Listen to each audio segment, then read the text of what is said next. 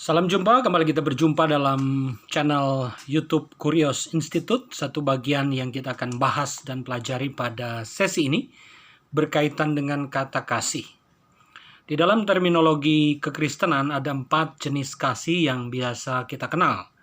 Yaitu yang pertama adalah kasih yang disebut kasih agape.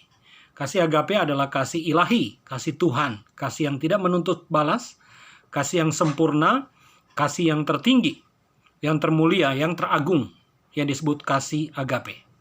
Nah, kasih jenis kedua adalah kasih sesama manusia, atau yang kita kenal dengan kasih philea atau phileo. Kasih ini adalah bentuk kasih yang terjadi antar sesama manusia secara horizontal, secara sesama dalam hubungan di dalam masyarakat, di dalam pergaulan kita mengenal kata kasih philea atau kasih sesama. Nah, jenis yang ketiga adalah kasih eros. Kasih eros adalah kasih cinta atau romantic love. Kasih yang dimiliki oleh orang-orang yang tertarik kepada lawan jenis. Ingat baik-baik, tertarik kepada lawan jenis. Nah, Tuhan menciptakan kita laki-laki dan perempuan. Tuhan menciptakan kita berbeda jenis, sehingga laki-laki bisa tertarik pada perempuan. Demikian juga sebaliknya, perempuan tertarik pada pria. Nah, kasih jenis ketiga adalah kasih eros, kasih cinta atau kasih romantis yang membuat kita tertarik kepada lawan jenis dan akhirnya kita berpacaran, bertunangan, lalu menikah. Dan puncak dari kasih eros adalah hubungan suami istri, lalu kemudian istri kita melahirkan anak-anak dari pernikahan yang diberkati Tuhan. Itu kasih jenis ketiga.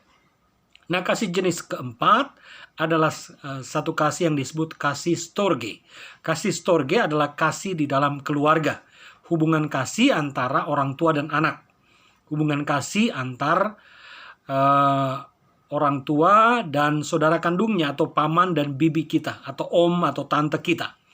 Kasih antara anak-anak kita dengan opa mereka, dengan engkong mereka, dengan opung mereka, dengan saudara-saudara mereka di dalam komunitas keluarga.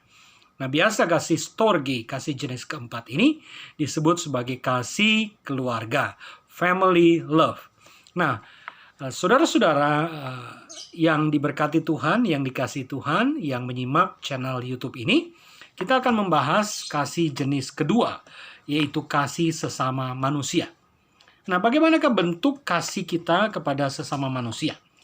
Saya ingin mengutip satu kutipan yang ditulis oleh Mother Teresa, seorang biarawati Katolik yang melayani di Kalkuta, India dengan segala pengorbanan dan pelayanannya dan dampak dari kegiatan pelayanannya yang luar biasa.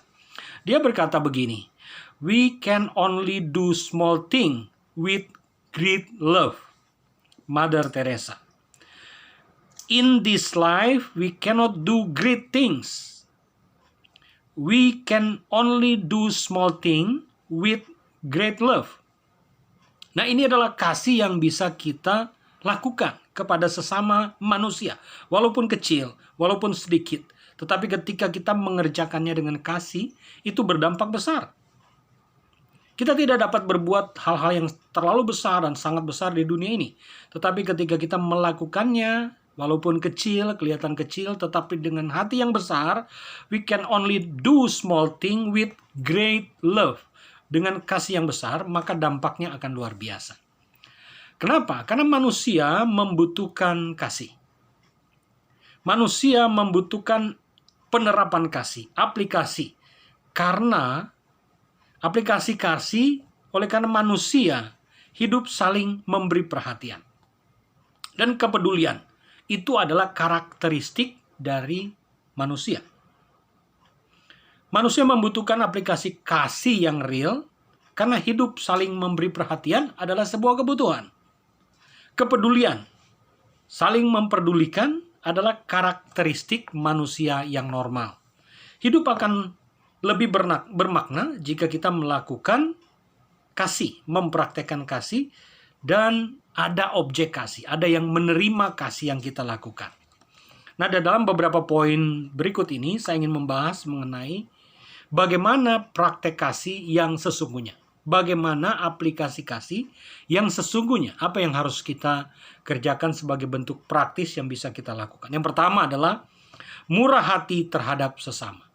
Ini bentuk praktek kasih yang real, yang nyata yang bisa kita kerjakan. Kasih merupakan persediaan untuk menyerahkan apa yang bernilai dalam hidup kita untuk memperkaya hidup orang lain. Ini kutipan yang saya ambil dari John Stott, seorang teolog Inggris yang memberikan definisi kasih dengan sangat bernilai, yaitu murah hati. Kasih, sekali lagi, kasih merupakan kesediaan untuk menyerahkan apa yang bernilai dalam hidup kita untuk memperkaya hidup orang lain. Ini definisi kasih yang sangat luar biasa. Kita memberikan, mengerjakan, menyatakan kasih kita kepada orang lain, walaupun itu membutuhkan pengorbanan yang besar, bahkan bernilai dari diri kita. Tetapi ketika kita melakukannya, maka itu akan bernilai kasih yang luar biasa. Jadi bermurah hati itu memiliki arti yang pertama. Murah hati itu artinya membagi waktu kita. Tidak egois, hanya mementingkan diri kita sendiri saja, tapi kita belajar berbagi waktu kita dengan orang lain. Berbagi ide, berbagi pengetahuan, berbagi informasi, berbagi keterampilan, berbagi tenaga kita, bahkan berbagi materi kita kepada orang lain. Apalagi di masa-masa pandemi sekarang.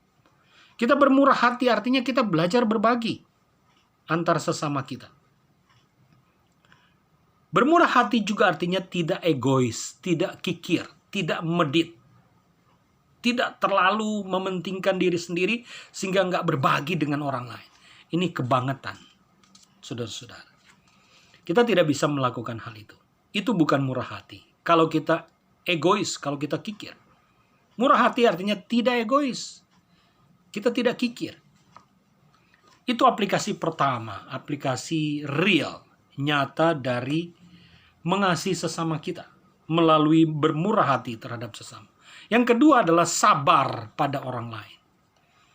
Bermurah hati artinya sabar pada orang lain. Ini adalah praktek nyata, praktek real dari bentuk kasih kita kepada sesama kita. Sabar pada orang lain artinya menerima orang lain itu apa adanya. Bukan ada apanya, perhatikan ya. Menerima orang lain itu apa adanya, bukan ada apanya. Termasuk kelemahan dan kekurangan mereka. Kita tidak membangkit-bangkit, kita tidak berhitung untung rugi ketika kita berteman, ketika kita berbagi kasih, mengasihi sesama, kita tidak berhitung kelemahan dan kekurangan orang lain.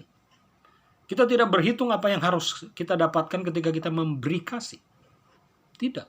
Sabar pada orang lain itu artinya menerima keberadaan hidup mereka. Menerima mereka apa adanya. Yang kedua, mengampuni kesalahan orang lain. Itu artinya kita sabar. Kita mengampuni kesalahan orang lain. Kita menjadi orang yang tidak pemarah.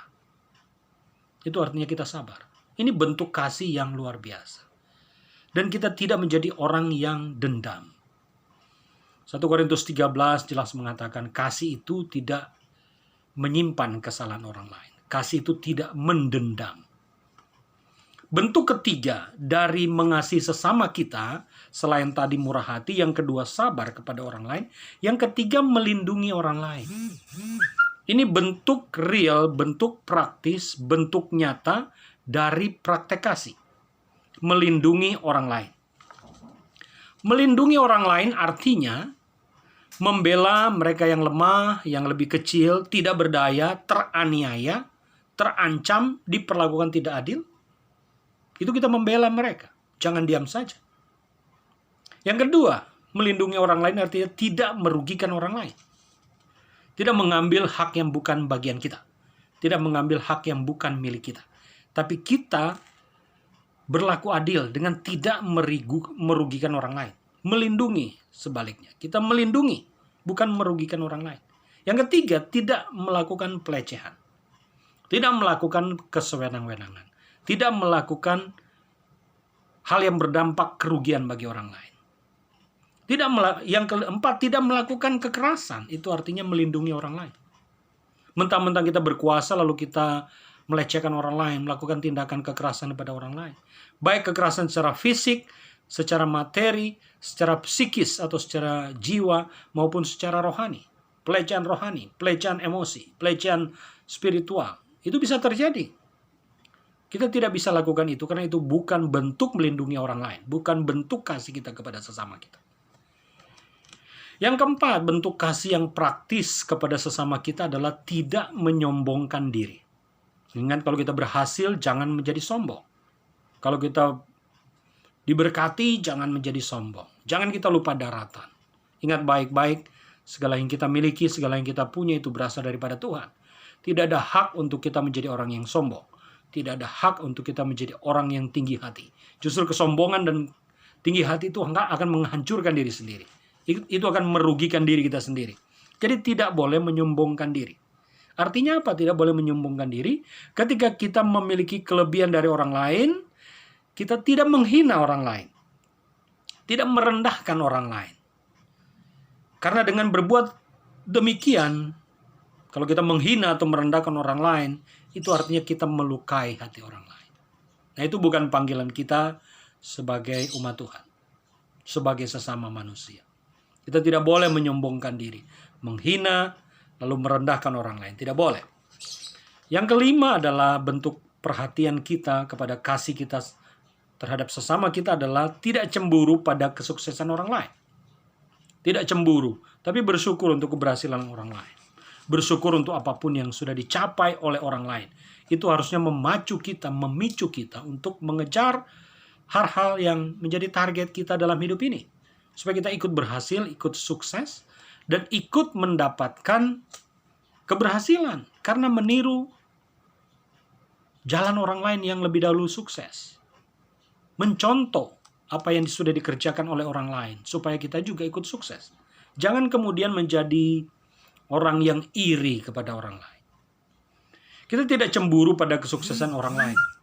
Karena ketika kita melihat orang lain lebih sukses, kita tidak cemburu. Tidak sedih, tidak marah, melainkan ikut bersukacita dan bangga atas keberhasilan orang lain.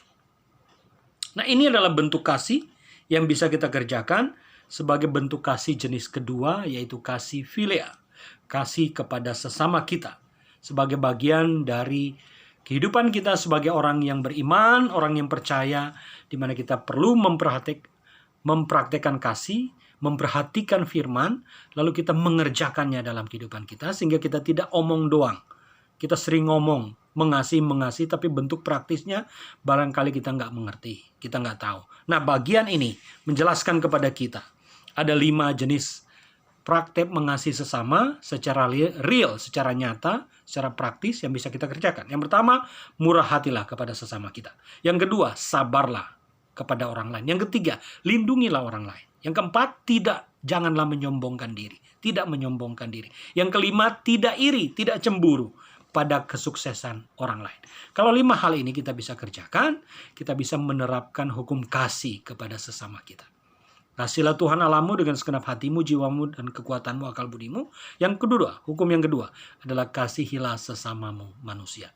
Ke dalam kedua hukum ini tergantung segala kitab para nabi, dan inilah hukum kasih, hukum yang tertinggi yang diajarkan oleh Tuhan kepada kita. Kasih Tuhan Allahmu, kasih sesamamu manusia seperti dirimu sendiri. Tuhan memberkati, sampai ketemu di channel-channel berikutnya. Bersama saya, Judi Allah, Master Divinity, Master Theologia. Kita akan membahas topik-topik yang lain. Jangan lupa subscribe, jangan lupa bagikan, dan jangan lupa ini bisa menjadi berkat bagi orang lain, supaya orang lain menerima dan menikmati kasih yang berasal dari Tuhan, dan kita mengasihi sebagai bentuk kasih kita kepada Tuhan melalui kita mengasihi sesama kita. Tuhan memberkati. Shalom.